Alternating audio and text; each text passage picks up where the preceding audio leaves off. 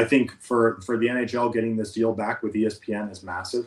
For so long we were off ESPN. You couldn't even find us in the top search bar on ESPN.com, right? You had to go to the arrow and find more sports, and we were in there with underwater basket weaving and things of that sort. So it was kind of like, it made it tough to have that extra exposure, and it's unfortunate because you're missing out on guys like Nathan McKinnon and Connor McDavid and Sidney Crosby and Ovechkin and guys that are world-class talents that are changing the game.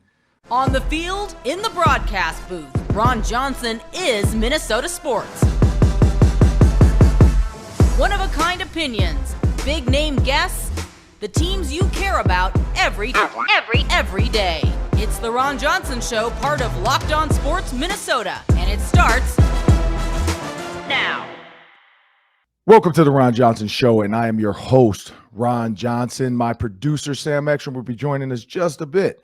On today's show, it's draft day, the NBA draft. Now, everybody, this is not one of those years. This is not one of those years where it's like LeBron James, even LaMelo Ball. And I think LaMelo Ball was more so the hype around his dad. He overshadowed Anthony Edwards. Anthony Edwards was kind of like, he's the best player in college basketball, but is LaMelo Ball the guy? This is not one of those years. This is not one of those years where it's a bona fide guy that everybody's like, man, we got to have this. Kevin Garnett, Kobe, Kobe was late. Never mind. Kevin Garnett, this is one of those drafts where you think about that and you're like, anybody can go in the top four. Like any of those top four are interchangeable, but it's going to be take the best player for you. I think the Warriors have proved you don't need to draft for position. We're going to talk Twins, of course. The Twins, another late game meltdown. In the ninth, gave up 4 and then couldn't find a way. Clase closed it out. Bombs, lots of points, 10-11. Hey, we'll talk about that. Why is this? What is going on? What's the meltdown in Minnesota really about right now? Are they really about to give up 8 games to the Guardians? And then, Chet Holmgren, homegrown. We had Jalen Suggs go early in the draft last year. Now you have another Minnehaha Academy draft pick in Chet Holmgren. But as I bring Sam Ekstrom in, before we jump into this Timberwolves draft, what do the Timberwolves need to do to make the fans excited about the 2022-2023 season? What do the Wolves need to do? I'll discuss that after this. A word from our sponsors. Arcade 1UP is your leader in at-home retro arcade games, and they are bringing back NBA Jam. Boom, that is awesome. They've made it bigger than ever with a Shaq edition machine. People are obsessed with NBA Jam, and I'm thrilled to tell our listeners that you can once again play hoops with NBA legends in this arcade classic. You can jump across the court with the ball on fire. It's awesome. It brings you back. It's very nostalgic. It's one of the first sports games ever to feature real and digitized NBA licensed teams. You can also, with Arcade 1UP, you can find Golden Tee, Mortal Kombat, and others starting at just $3.99.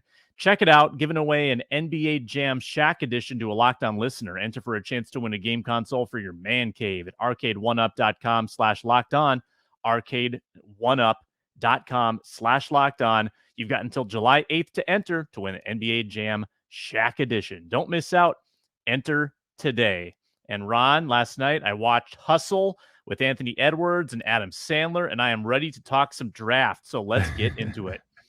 Yeah, Hustle gives you an insight into it's funny. I was listening to XM Radio and somebody asked that question. Who is the next international player? And it's a guy, Nicola, I forgot his last name. I think Jovic. Jovic. Yeah. So it's Jovic.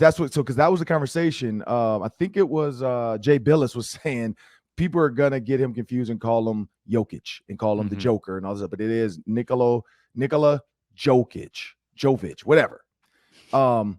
He's the next overseas guy, but he's not. I mean, he's what they are. Big man, shooter, polished game, very patient. That's what you're starting to see more in this international game. That's why you see some of these younger guys go overseas now. Like instead of the G League, they're like, I'm gonna just go overseas and get paid for a year, polish my game up, skip college. Let's go there. Let's polish my game, come back to the NBA and be successful.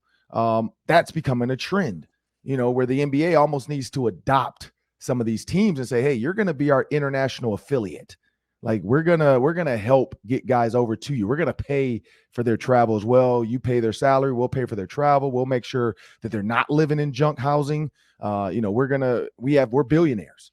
We probably have properties in some of these countries anyway.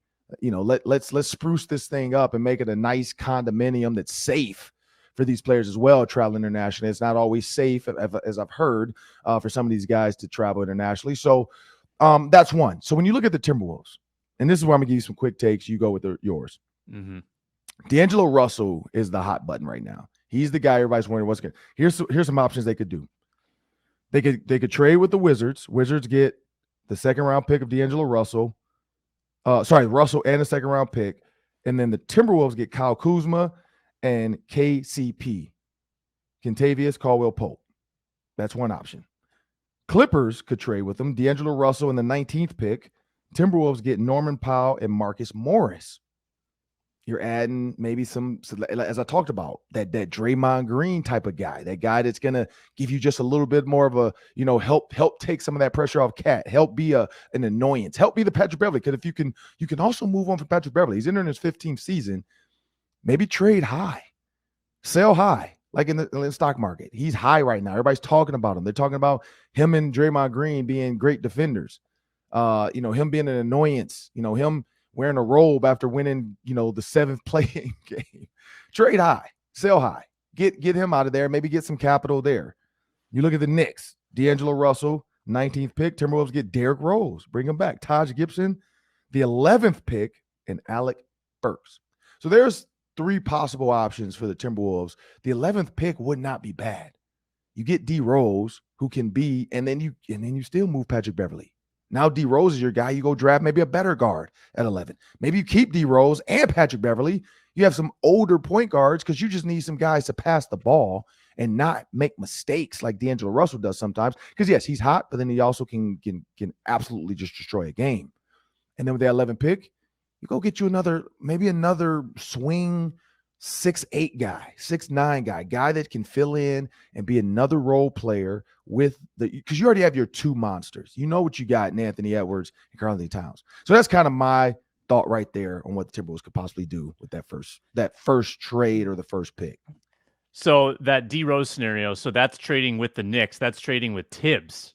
That means you're getting Tibbs on the phone and you're saying, hey, give us D Rose back. That would be an interesting negotiation. I would like to hear how that would go to ring up Tibbs on the phone. But now, anything could happen. Speaking of Tibbs, what was Tibbs' biggest move as the Wolves decision maker? It was the draft night trade where he sent Levine in a package and got back Butler. Mm-hmm. So in a lot of these deals, like if you're shipping off Russell, you're probably bringing back less than you're giving because you're probably going to have to package a pick with it. You're probably going to get a couple different pieces that are lesser players, but your objective is to get rid of the salary and to try to get, players in different positions that can help you.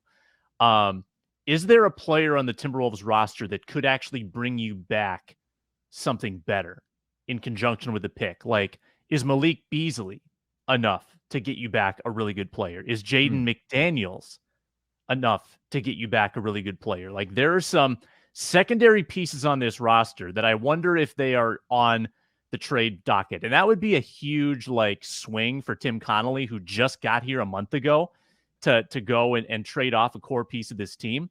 But if they're serious about this thing and they want to have a third piece, if they want to have someone besides Russell be their third piece with Towns and Edwards, I'm just curious if there is a deal that involves someone younger with a lot of upside that would attract someone's attention.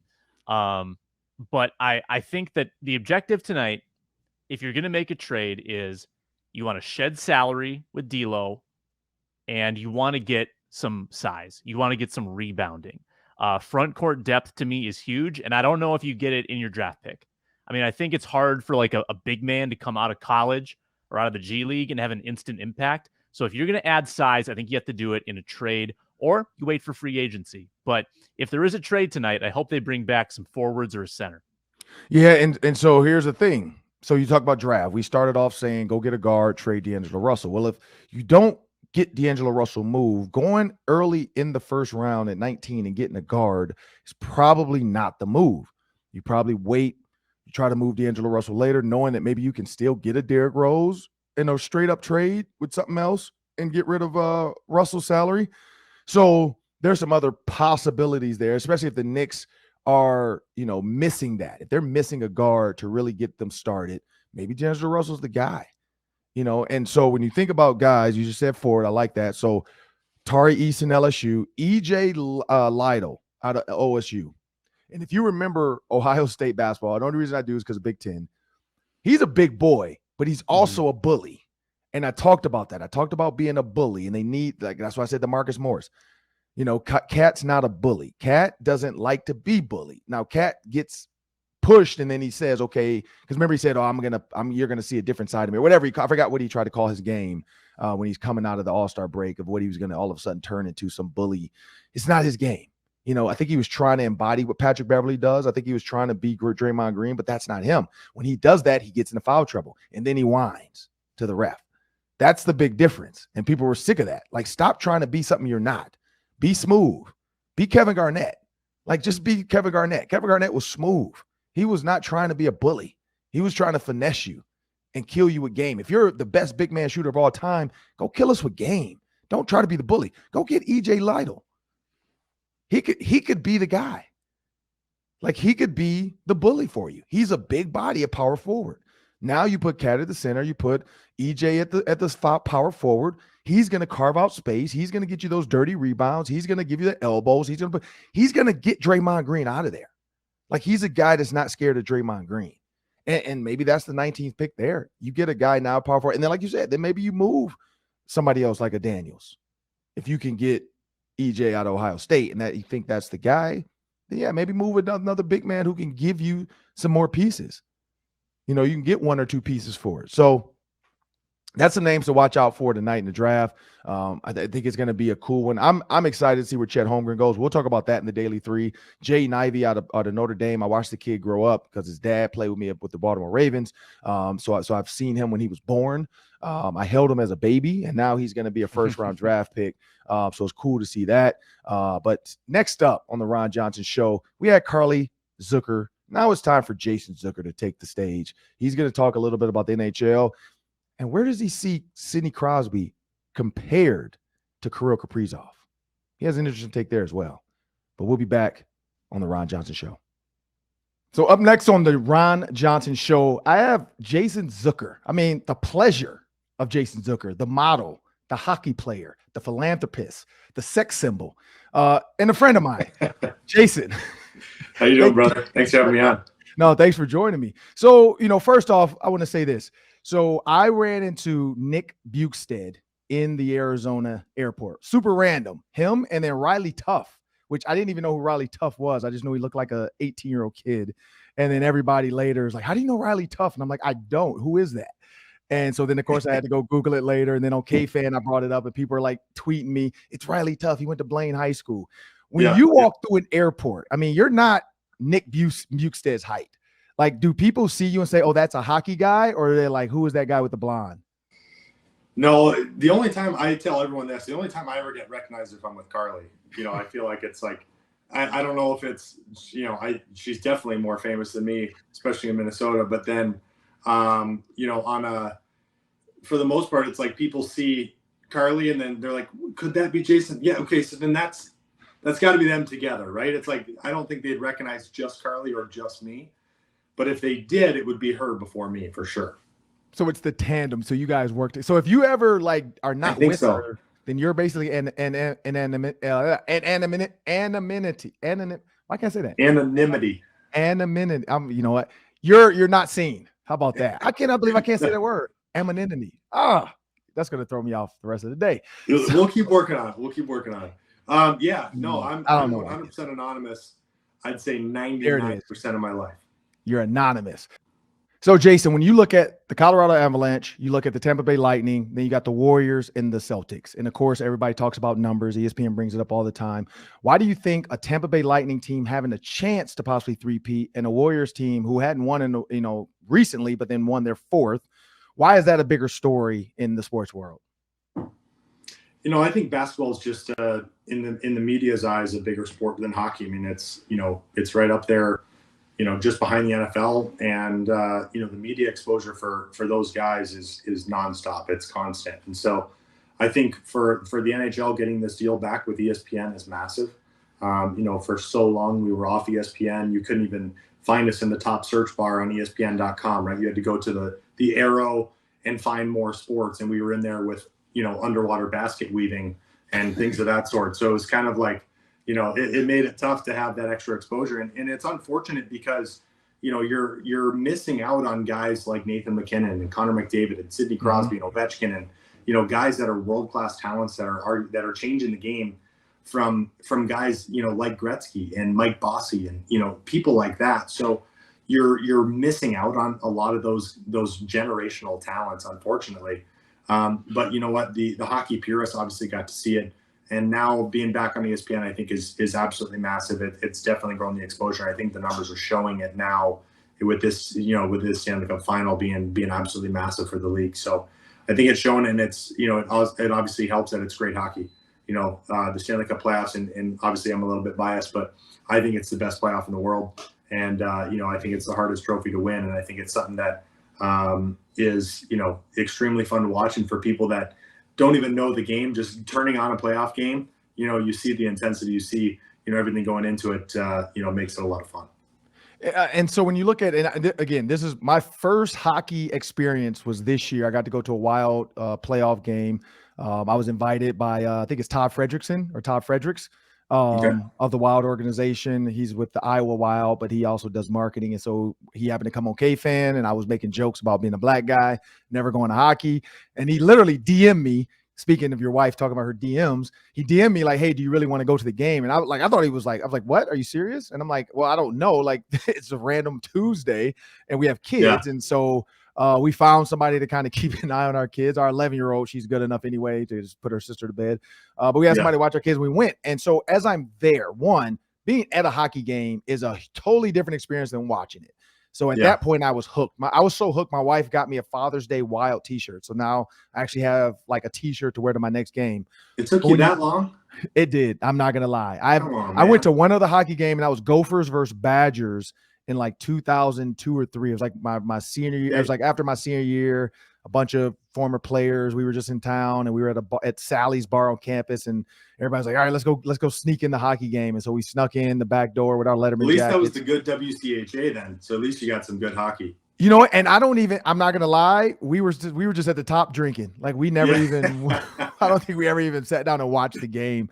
But I did enjoy the towel swinging, the puck flying. But how do the casuals like myself, how do the officials within the game, the refs and the keepers of the game, because the playoff game is exciting, how do they keep it exciting where it's not so many stoppages, not so many BS calls, where the game just gets slow and boring to where people are like, I'm not getting into this. Like, how do they keep it exciting like that? Or what changes can they make to keep the stars on the ice and, not get into the BS? Kind of like how basketball does it. I mean, they give LeBron and Kobe and Steph, they give them a little leeway to make sure they stay in the game. Yeah. For us, it's a little bit different because it's such a fluid game, right? Mm-hmm. It's one of the few sports that you don't call a play every time you're out on the ice. True. Right? When you step on, in the middle of play, you're changing on the fly is what we call it. You're changing on the fly. And, and at that point you're just reacting. You're just playing the game. So it's hard to do that sometimes because in football, every time you have a play, you have a stoppage, you have a reset, right? Even in basketball, when a transition, you have transition baskets, but for the most part, transition, point guard gets at the top, he calls his play, and then you go and you execute that play. So for us, that's a very different aspect of it. So that's also why it keeps the pace of the game up so high, because you can go 5-10 minutes without a whistle, right? But then you could also go 30 seconds with 15 whistles, so it's such a fluid game in that aspect that it makes it tougher to, necessarily keep the momentum up. The one thing I'll say is when it comes playoff time, the penalties drop significantly. Correct. You know, there's a lot less penalties, but the good and the bad of that is that when there's more penalties, you see more plays, you see your star players more because they're all on the top power play unit. You know, you get a lot more of the star players in those games, but at the same time, you don't want the refs to ever be a factor in a playoff game, right? It goes the same for the NFL and the Super Bowl this year, right? The refs don't call a single thing until the last 2 minutes of the game, and all of a sudden it's talked about. So, you know, you hope that the refs are never talked about in a game of any kind, of any sport. And so typically in the playoffs, they back off quite a bit. There's a lot less penalties. There's a lot less action on that front. It's just more 5-on-5 hockey and just play the game. And for the Wild, you know, and you play with Sidney Crosby, you play with Nick Bukestad, or at least you guys cross paths. Yeah.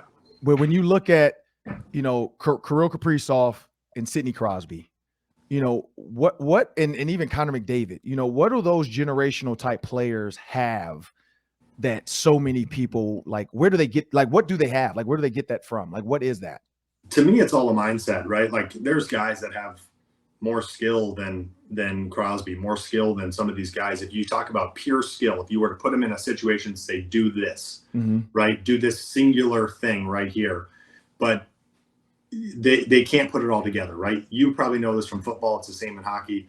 You know those people that are on your team that are the best practice players in the world. Yeah. Right? You're like, how is this guy not scoring touchdown after touchdown, goal after goal, and they just can't put it all together, right? It's a large puzzle that you got to put together and put it, you know, all into action at the same time. So that's what makes it hard, and that's why those guys are so good. They think the game better than anybody. There's things that Sidney Crosby does when we're sitting on the bench and we're his peers, right? We're supposed to be of somewhat equal peers, and you watch him do things and you say, how did he even think of that, right? And then imagine what the fans are thinking at the same time, right? They're like, okay, it's just insane. But there's also things that the fans never see that as a player you see, and you realize how hard it is, and you say, I don't even understand it. It doesn't make sense. Kaprizov has that same aura about him. He's that type of player. You know, I have a really hard time, you know, personally, just, you know, being around these guys for so long, comparing anybody to somebody like Crosby. You know, like when people, I've never been a big fan of that, honestly, for any sport, when you have a first overall pick or somebody and it's like, oh, well, he's Tom Brady. Right. I don't know. You know, that's hard to say that he's just like somebody like that. But, you know, when you talk about a guy like Kaprizov, not only is he a highly touted prospect, even though he was a second round pick, I believe, he's come and shown it, right? He's come and shown it. You know, everybody that had any type of, you know, skepticism about him in any way is now, you know, rooting for him, or, you know, something of the sort. So he's an incredible player. The Wild are really lucky to have him. You know, I'll tell you, I sure as heck don't want to play against him. And we just had Father's Day. Like, Father's Day just passed. I love seeing, you know, just men in general, because I think so often in the world, men can be denigrated. I mean, if you think back to the Al Bundys and the Homer Simpsons, you know, it was always dad was an idiot, blah, blah. And then you did have the good dads. Now you look at some TV shows, they do have the good dads out there. And you're one of them. When you look at Father's Day, being a professional athlete as well, what did that mean? What did Father's Day mean to you? And how do you navigate that world of professional athlete, but still dad? Yeah, for me, it's about finding time for the family always, right? I mean, their family is truly number one. And I think everyone says that, but not everyone actually follows it. You know, everyone preaches it, but actually following through with the actions is sometimes different. So for me, it's about making sure that I always have time when I'm home, you know, from road trips, when I'm here in the summer. You know, I try to, obviously, number one, take things off Carly's plate, because she does 99.9% of it all throughout the year. You know, I wouldn't be able to be playing the way I am without Carly, you know, handling the kids and getting them where they need to be. And I know she's got it absolutely dialed in and taken care of all the time. So for me, when I get home, I try to take a lot of that off her plate, because I know it's for a short time, right? I mean, it's a couple of months, and I can do that for her. But realistically, for me, it's about, you know, still instilling the, you know, the morals and the principles of your family and what you feel as a person is right for your kids and the way to raise them.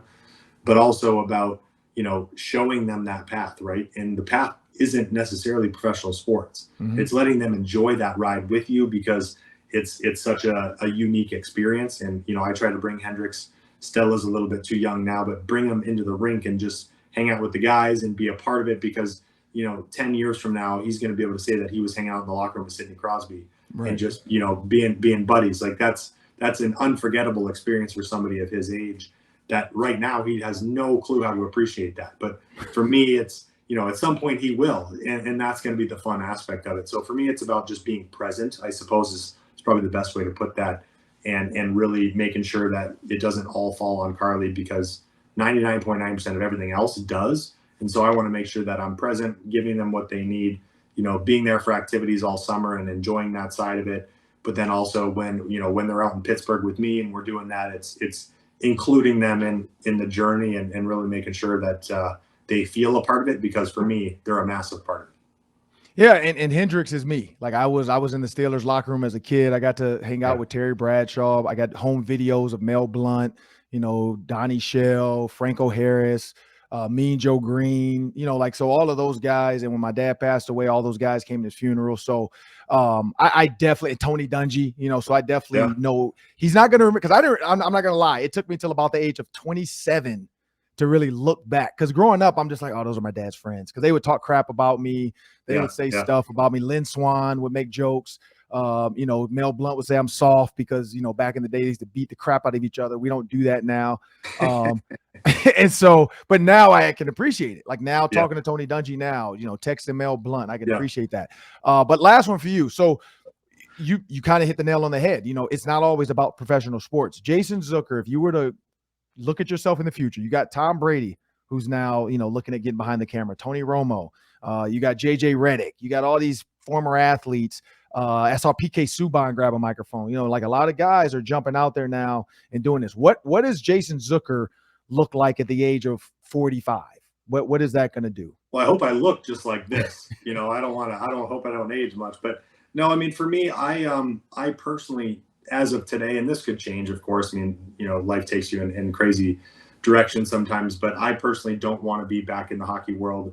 When I'm done, I want to be with the family. I don't want to, coach. I don't want to be a scout. I don't want to do any of that. I want to enjoy my kids and help raise my kids. And if I don't even want to coach Hendricks. I don't want to coach Stella. I want to be dad, right? I want to just be dad and enjoy that. Now, again, that could change, for sure. I personally, I'm not into the TV aspect right now either. Mm-hmm. I have a hard time with, a lot of these, Charles Barkley pops out to me, right? Like he's a guy that's not afraid to call somebody out and tell them, X, Y, and Z is wrong with you and whatever. And like, I'm never going to do that because, Charles has been in their shoes, right? He's had those people talking about him. He's had that situation, the opposite. And it's difficult sometimes. So I personally am not the person to be able to do that.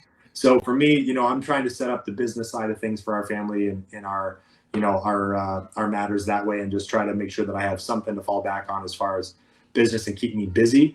But I don't want it to be anything in sports as of now. But, again, who knows later on down the road. Yeah, you might be the Dinah, Mites head coach.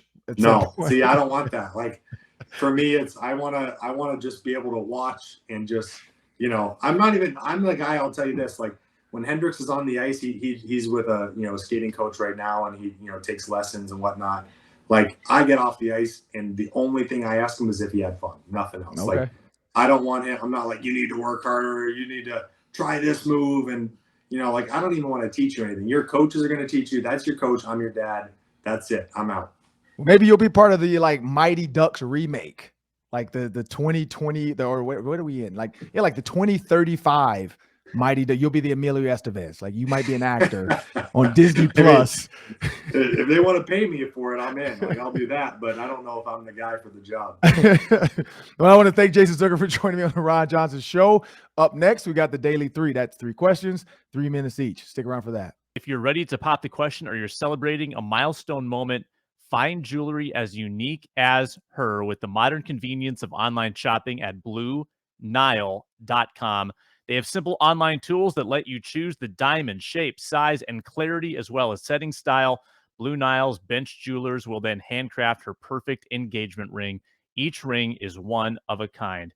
If you're looking for fine jewelry but having trouble choosing, Blue Nile has jewelry experts on hand 24/7, available via phone or chat to help you find a memorable gift at every budget.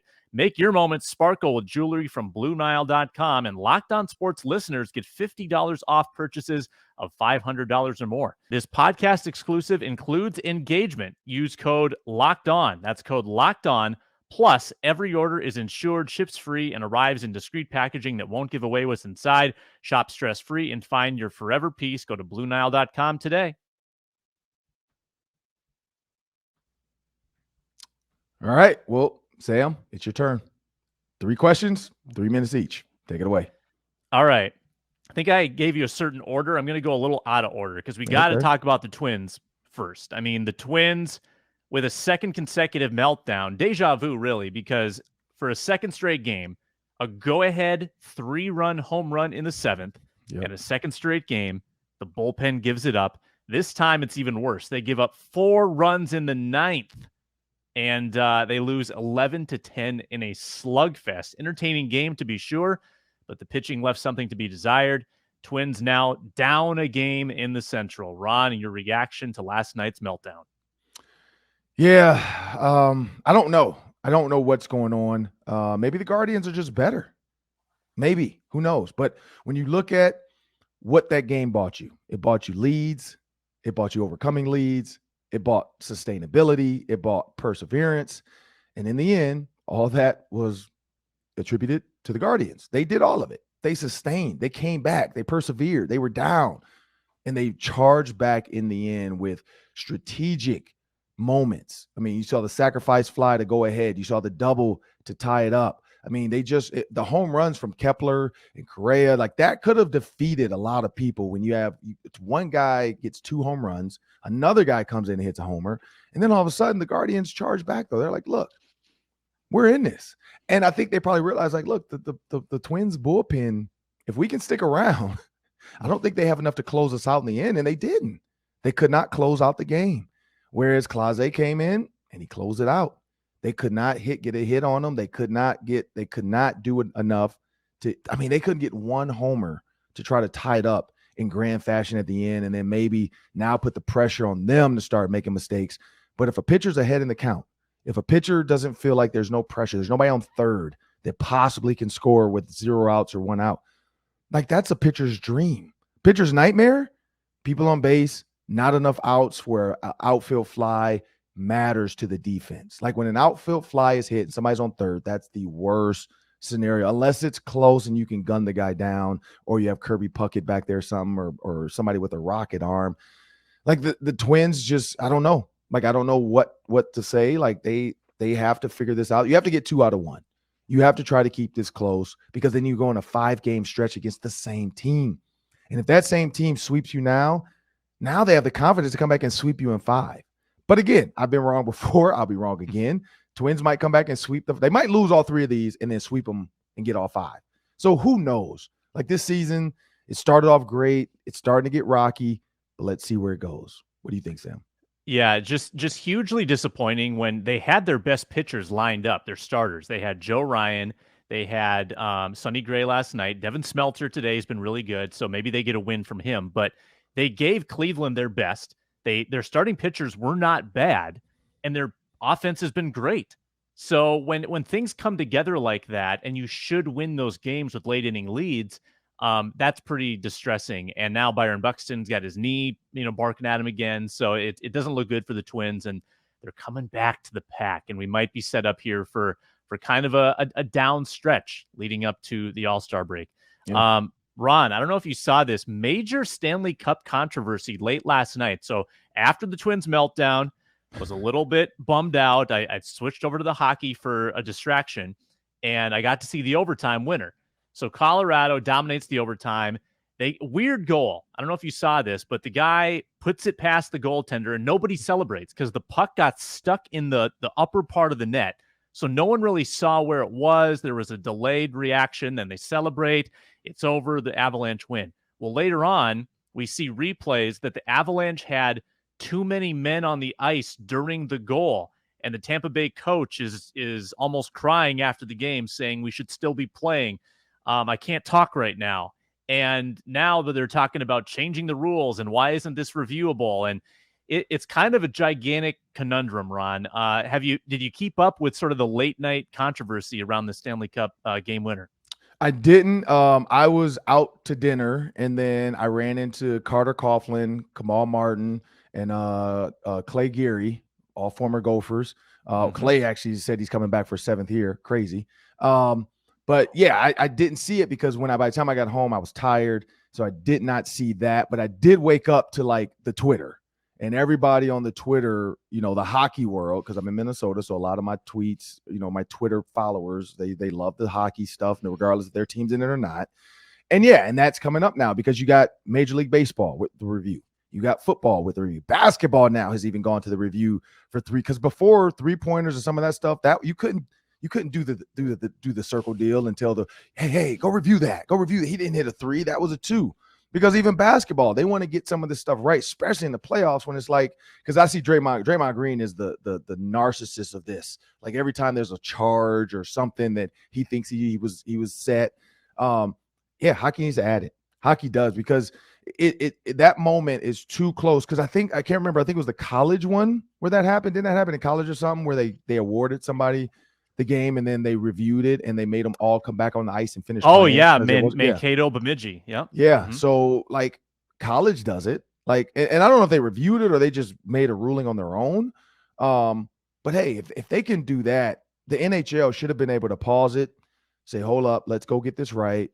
Let's count. Let's look at, hey, up too many men. Nope, no goal. Let's start, let's get it going again. And so, yeah. And now the Avalanche 3-1, Lightning possibly over. Like they're probably going to tomorrow night, Friday night, it'll be over. And then we'll get Nick Bukestad on Monday because it's over. No, but yeah, that's the tough thing about that. Like you thought you had a chance, going overtime. You're trying to tie this thing up 2-2, and then that happens. So yeah, that's a tough way to lose a game when in the end it shouldn't have counted.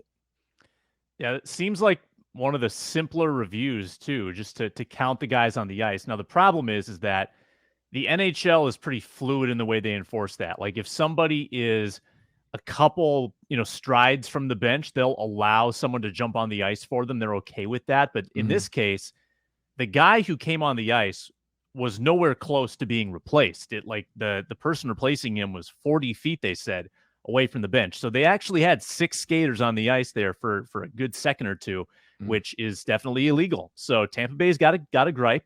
I get it. I feel for him. The 3-peat's probably dead, but knowing Tampa, they might bounce back and win one in Game 5. So not over yet. Last one. I want your prediction on CHET. I think you're on record as saying he goes to Orlando to team up with Suggs. Is that what you're sticking with? And not only that, Ron, but tell me how CHET does as a rookie. Are we talking rookie of the year? Are we talking bench guy? Are we talking instant star? Where does CHET land in his first season? So I was trying to get because I was looking at the mock draft before, and and of course people give you all their takes. So you got Orlando, OKC, Rockets, Sacramento, and so some people are saying this Smith kid out of Auburn is going to be 1, and then OKC or the Rockets would take CHET. 4 was going to be Jay Nivey, and so they were saying that for Sacramento, but then also possibly. If Jay Nivey doesn't go 4, then he's going to go 5 to the Pistons, because he said he only worked out for, I think, the Pistons and San Antonio or the Rockets. Maybe he worked out for like 2 teams, and one of them was the Pistons. And that was of late, that last minute workout teams bring players in for to just make sure, hey, is this our guy? But this would check Holmgren. I could see that. I could see the Magic deal, because we talk about this all the time in the NBA. Players spend their whole career sometimes trying to go play with their friends. You look at Devin Booker. You look at Karl-Anthony Towns. They've been trying to make that happen with them and D'Lo. Well, D'Lo, you're the odd man out, buddy. Like, they don't even want you anymore. It's going to be Anthony Edwards, D-Book, and Karl-Anthony Towns if they ever make it work. But, they're always trying to get – because we didn't know what Anthony Edwards was going to be, so our minds were saying, hey, let's trade Anthony Edwards, go get Devin Booker, and then you have D'Angelo Russell, and now you have the 3 friends. We're the 3 best friends that anyone could have. Like, that's what people want. You got LeBron, D-Wade, Carmelo, the Banana Boat boys. They wanted to play together. You got, who else was the other ones? The other friendship. I couldn't remember the other one though. It was another one that the guys were like lobbying for their buddy to come play with them. And so that's what happens late. You have to go draft for these guys. You have to go get these guys because, hey, you're my star. I'll go get your friend. Harden. That's what it was. Harden and Kevin Durant. Same thing. Kevin Durant and Harden were boys with OKC. All of a sudden, Harden's out in the market with the Rockets. KD's like, hey, go get Harden. And then, of course, it's like, well, hey, Kyrie too. But KD's like, hey, we got to get Harden. He's a shooter, man. He'll take some pressure off of me. And we did it with Steph and Clay. We could do it with me, Kyrie, and Harden. Well, here's the problem. Now you have a chance for the Orlando Magic to not screw this up. Don't go get Smith. Don't go get a kid that your team doesn't know. Jalen Suggs is comfortable with Chet Holmgren. Now you put two boys who've grown up together, played AAU together, played 7th grade, 6th grade, high school, in college. Well, didn't play college together, but went to the same college, and now they could be on the same NBA team. You get instant chemistry. What can Chet Holmgren be as a number one pick? Well, one, now you get a guy, again, playing with his friends, so he's a lot more comfortable. He's having fun at practice. He's not walking into a locker room as this new young giraffe that's fresh out the womb and can't get his feet under him. He is going to be a giraffe in the locker room, but now he has a buddy. He has his brother. He has somebody that can take care of him. They can tell him the city. Orlando is awesome. Like, we go to Orlando every year for Disney and just to go. I mean, it is an awesome – see, I played for the Orlando Predators down there, so I played arena football down there for 2 years. It's a great city. Chet Holmgren would love it. I mean, sunshine, lifting weights outside. I mean, he just has to gain a little weight, a little strength, not eating steaks and potatoes. That's not the way to do it. He's going to eventually mature. Like, he hasn't really probably hit his full grown man, like, growth, like, of just chest, voice, everything. People said the same thing about Kevin Durant. He's not strong enough. He couldn't bench, I think, 180 pounds or something at the combine. Everybody's like, oh my God, how's he going to deal with it? That's how he deals with it.